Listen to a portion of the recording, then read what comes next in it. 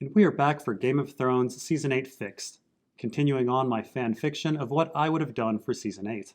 And so as we got into last time, a major departure that I would have in my version is to speed up the time to get to the Battle of Winterfell, and then to have our heroes lose that battle. And so now we have some extra time, but we still need to deal with the Army of the Dead, which I'm pushing into the final climax of the story. So I would start out my third episode with the Night's King army marching. We would see Viserion stumbling, walking on the ground, and we would see the Night King now riding Rhaegal. We would then jump to our protagonists, arriving at White Harbor in retreat, dealing with their heavy losses, the physical and the emotional. Arya lacks a hand, Sansa has a major slash across her face, Davos an eye patch now, Jaime recovering from an arrow in the leg and arm, Sam has lost Gilly and his unborn child, Grey Worm has lost Missandei, and Dany has lost Jorah, Rhaegal, and Missandei. Jon and Dany are on the deck of their ship together, looking out on White Harbor. Davos is nearby, fairly despondent with his eye wrapped. Bran sits, looking worried. A fleet of Euron's ships are in the bay, and this is where Tyrion would find them. The scouts say the dead did not follow us. They continue their march south to the Neck instead. We should sail for Moat Cailin, join up with the Lannisters for a second stand. So we can be trapped between a hammer and an anvil, asks Dany. Cersei is not our ally. She stopped in the Neck to wait for us to die. And Euron? You think that fleet is here to welcome us? They're blockading us in, trapping us. I should burn them all. They have scorpions on board. Dozens of them, Bran would say. I've seen them. This would give Dany some pause. Drogon was hit by one of them when I fought the Lannisters in the Reach. So what do we do, asks Tyrion. Our forces are depleted. Perhaps a quarter have survived, many of them heavily wounded. And we are trapped here in the north besides. I can get past the fleet, Davos would grumble, looking barely alive. I could head to the Stormlands, rally some lords there. To fight for Daenerys, Jon would ask. No, never.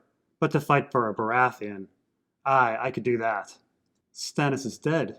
His nephew isn't, Davos would explain. The last surviving son of Robert may hold some sway. Let me take the boy south with me. I ask for only one thing. Legitimize him. Make him Gendry Baratheon. That would make him the heir to the Stormlands. It would help us. If I legitimize Gendry, he would have claim to the Iron Throne as Robert's heir. The Baratheons and the Targaryens. The bloody Iron Throne doesn't matter, Davos would scream. Who cares about the past? I fought to overthrow your father 2 decades ago. A man who burned my son with wildfire serves as your hand. Tyrion would suddenly look very uncomfortable. Yet here I am, away from my home and my wife for years, short an eye, serving you. Your tone is unacceptable, Sir Davos. My queen, there's a reason why Stannis Baratheon and Jon Snow kept me around despite my low birth and my frequent insubordination. And that's because I speak the truth to people when everyone else is scared to. I held my tongue once with Stannis, and it's the biggest regret of my life. You need more allies. You need the Stormlanders, and that's the truth. You can listen to me, or you can execute me. No, Sir Davos, Dany would say.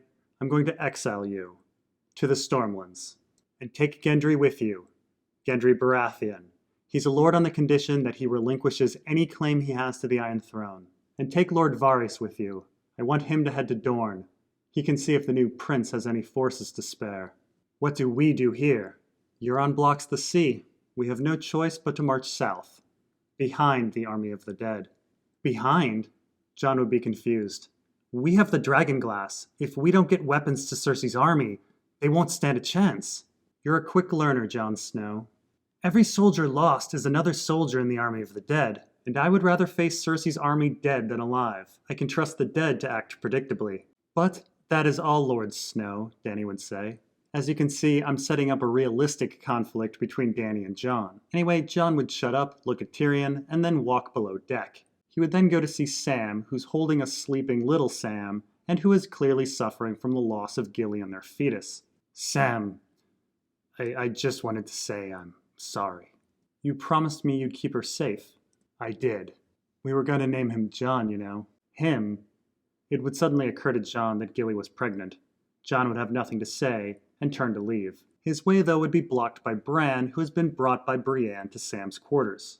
Stay for a moment, Bran would say. Brienne would place Bran in a chair and leave the room. Whose child is that? Bran would ask. Mine, Sam would say. When we first met at the Night Fort, Gilly called it her baby, but not your baby. And you said a White Walker came for him. They came for him again at Winterfell. So tell me, Sam Tarly, whose child is it? Sam and Jon would look at each other, and Sam would reveal, it's Craster's child. Craster? Bran would ask. The man whose keep the Watch destroyed? He was marrying his daughters and giving his children to the White Walkers. You stole a child from them, Bran would say accusingly. Rescued a child. It was the right thing to do. Your father once rescued a child ripe for sacrifice. Jon would pause. Sam knows? Bran would nod. He discovered it first, at the Citadel. Aegon Targaryen, is it? It doesn't matter, Jon would dismiss it. Are you saying we started this war? That doesn't make sense. They attacked us long before we rescued Craster's son. One tried to kill Lord Commander Mormont. I need to find answers, Bran would say. I may be gone for a while. And with that, Bran's eyes would go white. I would then jump to King's Landing where Cersei is speaking with Qyburn. The tea you requested, to settle your stomach. Thank you, Lord Qyburn. This will not harm the baby. No, your grace, you have my assurances. Also, a raven arrived from King Euron's fleet at White Harbor. They say Daenerys Targaryen has arrived with a fraction of the forces she marched north with. They spy one dragon. That means Winterfell has fallen. Good. And the army of the dead should be marching towards the Golden Company and our forces in the Neck. And there they will stop. Harry Strickland reported to me yesterday that they have destroyed all of the canals in the Neck that protect the King's Road. The lands have flooded and are completely impassable now. It's as good as a second wall. Daenerys and the dead are trapped in the north together. Of course. Perhaps in time I can figure a way to destroy the dead. Yes, with your ways. Lord Qyburn, it never occurred to me until now to ask you where you came upon all of your special knowledge. Certainly not the Citadel. No, your grace, after the Archmaesters took my chain, I actually spent time in Essos. I took up with a Lazarene healer for a while, a Miri Mazdur. She offered me an exceptional education. In more ways than one, I imagine. Where did my brother find you again? Harrenhal? How did you get from Essos to there? That is a long story. While across the Narrow Sea, I left Lazar and became a healer in Marine for some years and eventually ventured to Volantis. And it was there in Volantis that I entered into the service of a sellsword company called the Brave Companions. It was led by a man named Vargo Hoat, but the company was actually formed by... As it turns out, I'm not at all interested. That will be all, Lord Qyburn. Very good, your grace. Perhaps another time I will tell you of Volantis, Qyburn would say. And with that, we would actually transition to Volantis. Here we would pick up with Yara and Theon having arrived in the city. On the docks would be that priestess from the bridge. The Kraken's daughter, the priestess from the bridge would say, and yet your sails have the mark of the crow's eye. That butcher murdered our priestess in Asshai. I want my uncle dead as much as anyone. Then perhaps you should be in Tyrosh. Just yesterday his fleet arrived there to take on the Golden Company's elephants. I've come to see your high priestess, on behalf of Daenerys Stormborn. Come with me. And with that, we would cut to them arriving at a large temple. They would enter it, and there would be a chamber filled with torches.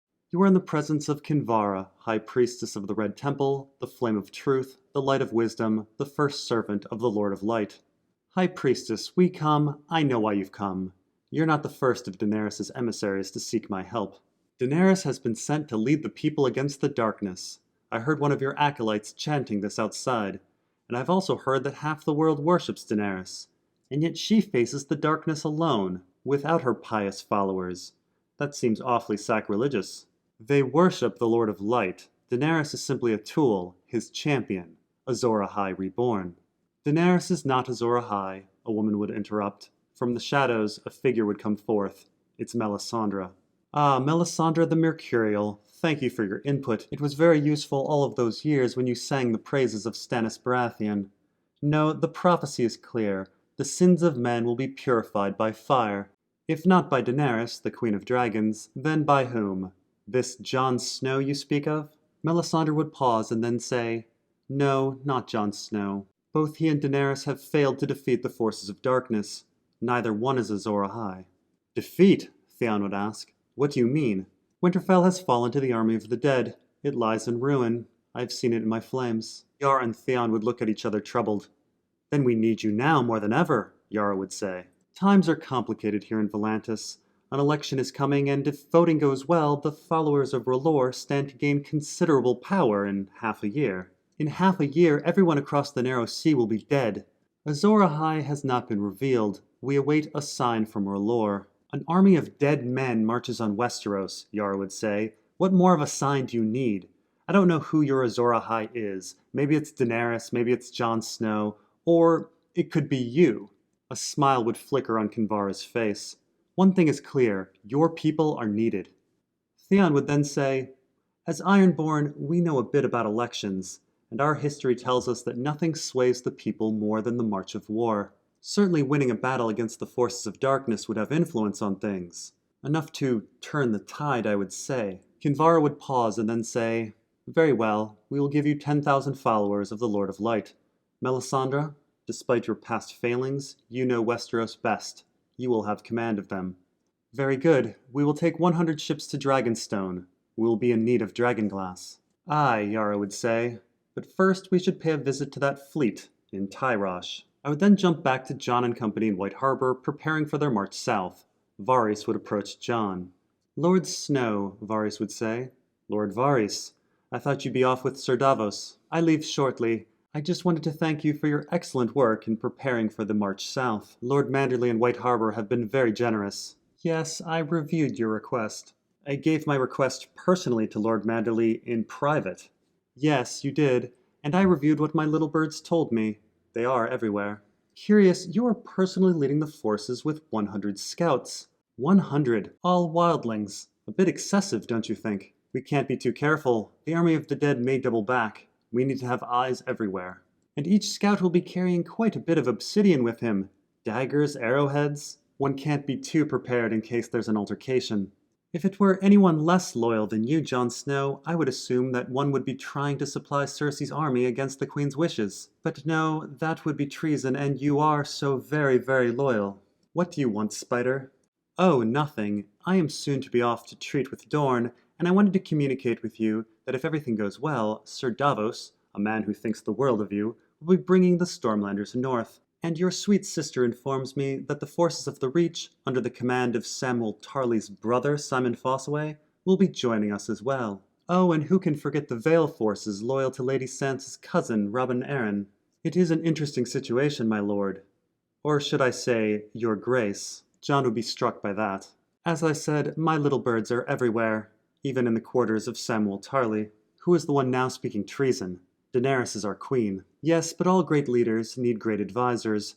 With the death of Ser Jorah and Lady Missandei, who does our queen listen to? Not Tyrion, not after his failures. Certainly not me, a man who once tried to kill her. Frankly, I'm surprised I'm still alive. There was you, but after this stunt, I don't see you being in her good graces much longer. Not as an advisor, and not as a suitor. It's a shame. A marriage would have been so convenient. I think you should catch your boat. We would then jump to Brienne, going in to check on Jaime, who's recovering from his wounds. One thing would lead to another, and the two would sleep together. We would then cut to afterwards. You know, they can no longer call you the Maid of Tarth. You've been a knight a week, and you've already broken your vow of purity to the maiden. Brienne would laugh. This coming from you, a Kingsguard who spent years visiting the Queen. Why did you even become a Kingsguard? To be close to Cersei.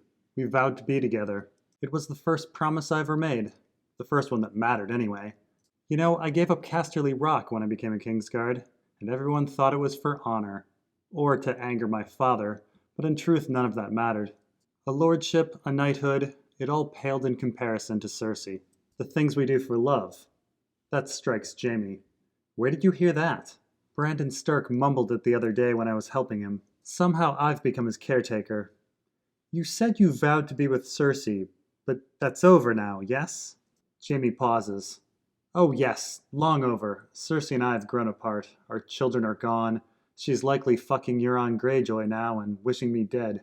No, I'm here to stay, until either Daenerys or the dead kill me. Brienne would then go back to sleep on Jaime's chest as he stares up at the ceiling. And in our final scene, we would go to Bran, who is still white-eyed from skin changing. We would then go back in time with him to the wall. Only it's not the whole wall. The wall is perhaps half as high, with blocks gone from it. It seems to be under construction. Bran is observing everything, standing in the snow. Bran sees exiting the gate in the wall, a bearded man, and next to him, a leafy child of the forest. A moment later, Bran is next to the two, getting a closer look. The man is staring off north of the wall, into the mist. Bran looks to see what he sees, and vaguely he can make out the outline of a white walker on a horse. I don't want to do it, the man says. You must, says the child of the forest, for peace. It's wrong, the man says. He's innocent. Another man emerges from the tunnel in the wall, holding a bundle of furs, and in those furs is a baby. Bran would take a closer look at the bearded man's collar and notice that there's a pin in the shape of a direwolf. And that's how I would end the episode. We'll continue on in part 4. Thanks for watching, and we'll see you next time.